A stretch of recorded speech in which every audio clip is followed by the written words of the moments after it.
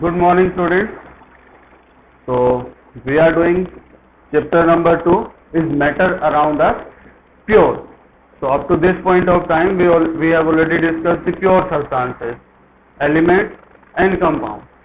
Next part of the chapter is impure substances. So the meaning of impure substances is which contain impurities, and we have already discussed what is the meaning of impurity. If any foreign substance other than the main ingredient is specifically called impurity.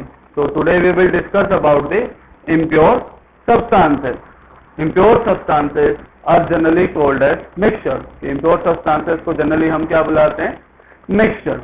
As the name suggests, we are mixing things.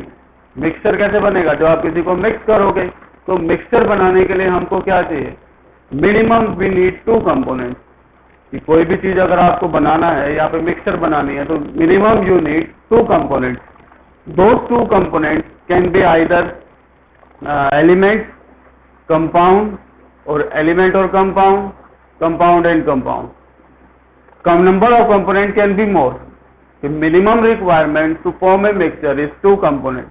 Those 2 components consist of 2 or more elements or compounds, but the more specific condition is they should not be chemically bonded to each other. कि chemical bonding नहीं होनी चाहिए, कि कोई नई चीज नहीं बननी चाहिए.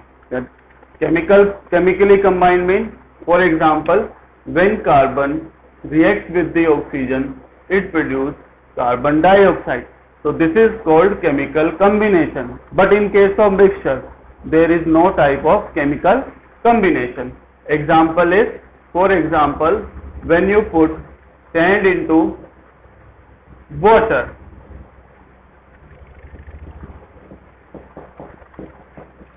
and you stir it, mix कर देते हो आप अच्छे से, और sand को mix करने के बाद still sand is visible to you.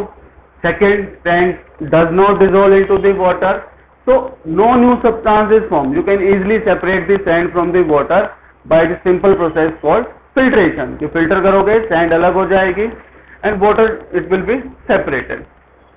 So this is the meaning of this word not chemically combined. Because अगर chemically combine करेंगे, as in case of burning of carbon, they produce carbon dioxide. And that carbon dioxide is totally different from the carbon and oxygen. The nature is totally different from the carbon and oxygen. So first is the definition of mixture, means consists of 2 or more elements or compounds but not chemically combined. किस चीज का बना होगा कि हम mix कर देते हैं 2 एलिमेंट्स को, 3 एलिमेंट को, 4 एलिमेंट को, and condition is they should not be chemically combined. कि केमिकल चेंज नहीं होना चाहिए उनको मिक्स करने के बाद. अगर केमिकल चेंज हो रहा है तो do not come under the category of mixture. कि बस मिक्स करना है, कोई केमिकल रिएक्शन नहीं होगी, कोई चेंज नहीं होगा, उस केस में उसको हम क्या बुलाएंगे? Mixture. Examples we have already discuss. Sand in water, air is also an example of mixture. Salt solution is also an example of mixture. Milk is also an example of mixture. The deodorant you use is also an example of mixture.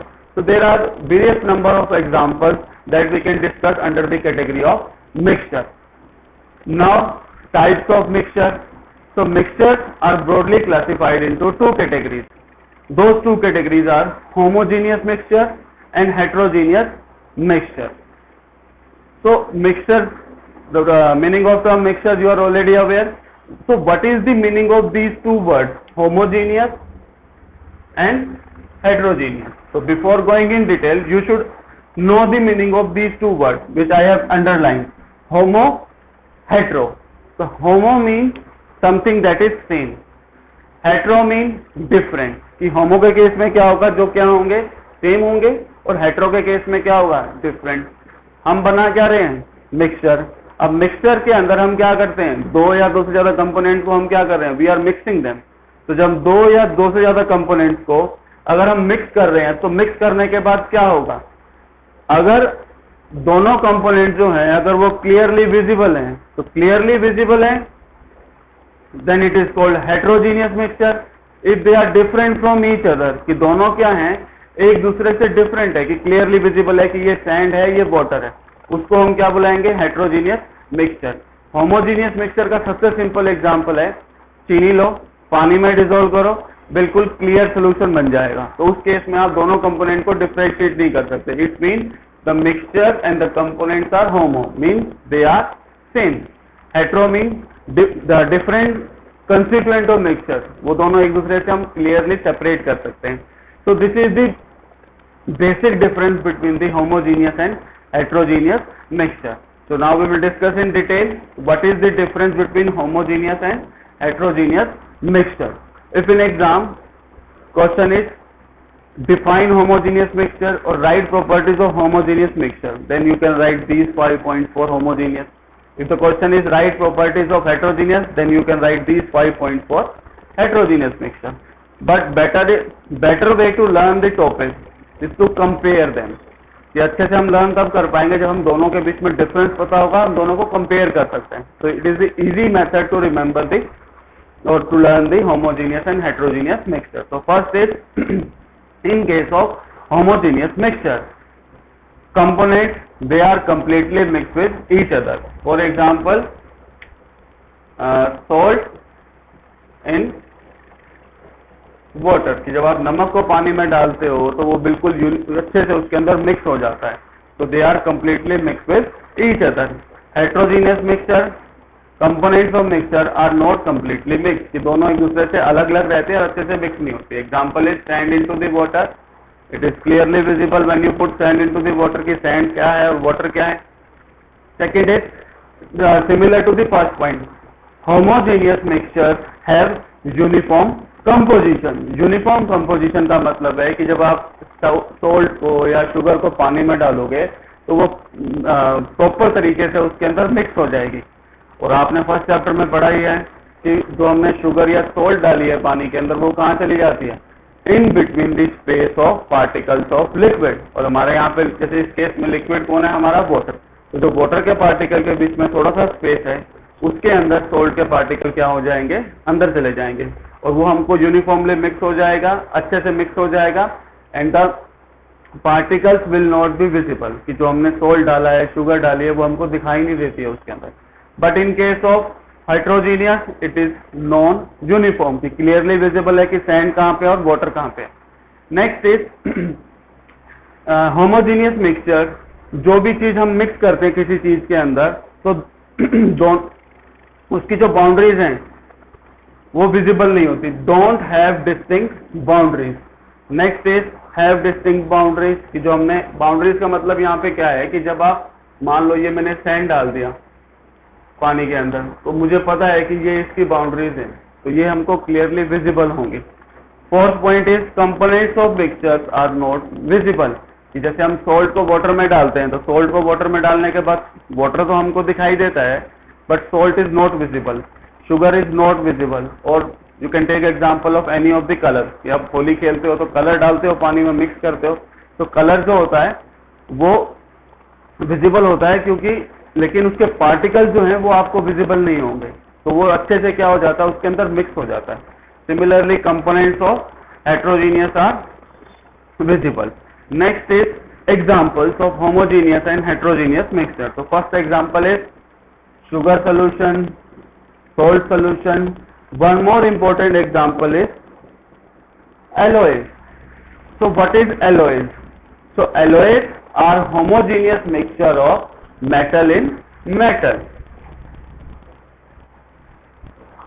or any other component. जरूरी नहीं है कि हर बार metal ही होगा वो. For example steel. All of you are aware about this word steel. So steel is a uniform composition mixture, means homogeneous mixture of iron plus carbon.